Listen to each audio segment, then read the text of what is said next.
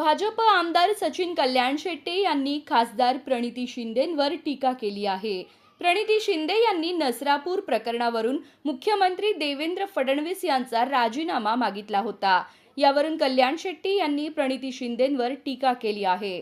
ते सोलापुरात पत्रकारांशी बोलत होते. यात त्यांनी नेमकं काय म्हटलं आहे बघा. तो हायवे माझ्या आणि सुभाष बापूंच्या दोघांच्या मतदारसंघात येतो आणि प्रणिती शिंदेच्या मतदारसंघात येतो. प्रणिती शिंदेंना ही सवय झाली अलीकडे, जे काय काय होत नाही ते भाजपमुळे होत नाही आणि काही झालं तर पटकन श्रेयासाठी त्याच्यावर स्टेटमेंट करायचं. ह्या मागील जवळपास 2023 पासून माझा फॉलोअप आहे. या संबंधित माझं केंद्रीय मंत्री गडकरी साहेबांसोबत वारंवार पत्रव्यवहार आहे आणि सुभाष बापूंचाही आहे.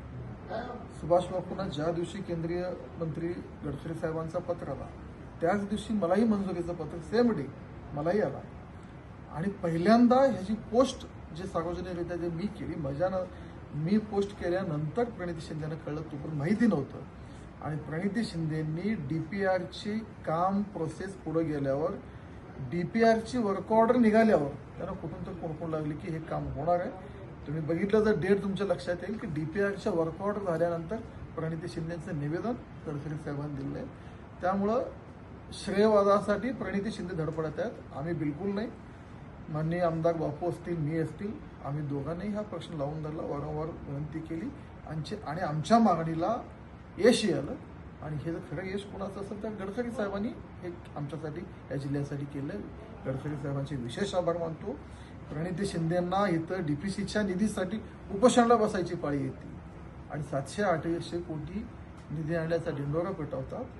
त्यांना कधीतरी मतदारसंघात येऊन म्हणजे महिन्याला 2 महिन्याला सोलापूरला येण्यापेक्षा रोज जर असले असते, पाठपुरावा केले असते तर माझी पोस्ट माझी बातमी झाल्यानंतर त्यांना कळायची वेळ आली नसती.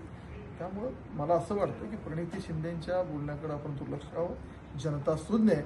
त्यांनी जन्मल्यापासून त्यांच्या घरात सत्ता आहे, सरकार आहे. त्यांना कधी निवेदन द्यायचं सुचलं नाही आणि आता भाजप सरकार, मोदी सरकार, देवेंद्रजींच्या नेतृत्वाखाली जे विकास कामं होतात त्याचे ते श्रेय घेण्यात. आता समाज माध्यमामध्ये एक पोस्टर व्हायरल होतोय, त्यामध्ये गडकरी साहेबांनी स्वतः त्यांच्या सोशल मीडिया अकाउंटला टॅग केलेल्याचं दिसून येते.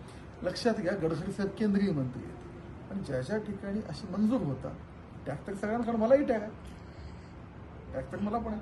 ती प्रेसिडेन्सी आहे किंवा जिथं मंजूर होतात त्या लोकप्रतिनिधीला कळायला पाहिजे. माझा सवाल असा आहे, प्रणिती शिंदेना तुमच्या घरात सत्तेची सगळे पदे होते, मुख्यमंत्री होते, केंद्रीय मंत्री होते, आमदार, खासदार, त्यावेळी असं निवेदन द्यायचं सुचलं नाही तुम्हाला? DPRचं वर्क ऑर्डर निघाल्यावर तुम्ही निवेदन देता, मंजुरी झाल्यावर श्रेय घेता. आज समजून घ्या, जनता ही सुद्धा. आणि विशेषतः मला पत्रकार माध्यमांना सांगायचं आहे की कधीतरी त्यांना विचारा, DPR झाल्यानंतर तुम्ही निवेदन दिलंय खरं आहे का? माझ्याकडे पडाल DPRच्या वर्क ऑर्डरच्या नंतर निवेदन आहे. त्यामुळे त्यांना असं वाटतं की कोणाला काय कळत नाही. की जनता खूप सगळ्यांना सुज्ञ आहे. त्यामुळे ह्या गोष्टी क्लिअर. पश्चिम बंगालमध्ये जे यश मिळालं आणि राजीनामा द्यावा, महाराष्ट्रात दुर्दैवी घटना घडलेली असताना जल्लोष झालेला आहे, मुख्यमंत्र्यांकडे माणुसकी राहिली नाही. यांचं मूळ दुखणं देवेंद्र फडणवीस आहे आणि ते दुखणं काही संपत नाही. कारण माननीय देवेंद्रजींच्या नेतृत्वाखाली राज्यातला काँग्रेस पूर्णपणे सुपडा साफ होत आहे आणि देवेंद्रजींच्या नेतृत्वाखाली आमचं सगळं अस्तित्व संपत आहे. हे लक्षात आल्यावर बहाणा आहे त्या घटनेचा, दुर्दैवी घटना आहे, पण टार्गेट देवेंद्रजी आहे. पण देवेंद्रजी भल्याभल्यानं म्हणजे प्रणिती शिंदे वयाने, कर्तृत्वाने, सगळ्या गोष्टी तसे खूप लहान आहे की जे रती महारात्री देवेंद्रजींचं राजकारणाला धक्का लावायचा प्रयत्न करत होते, जे केले ते घरी जाऊन बसले.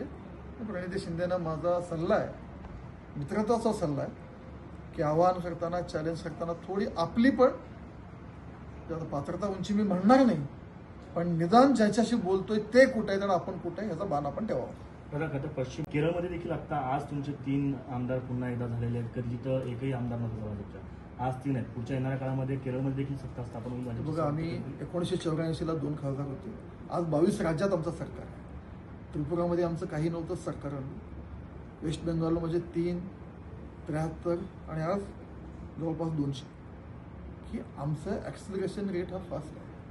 त्यामुळं आमची एंट्री झाली, आत्ता एंट्री झाली आणि पुढच्या निवडणुकीला ह्याचं चित्र वेगळं निश्चित असणार आहे. आणि केरळमध्ये आणि तामिळनाडूमध्ये येणाऱ्या काळात भारतीय जनता पार्टीची राजकीय परिस्थिती वेगळीच.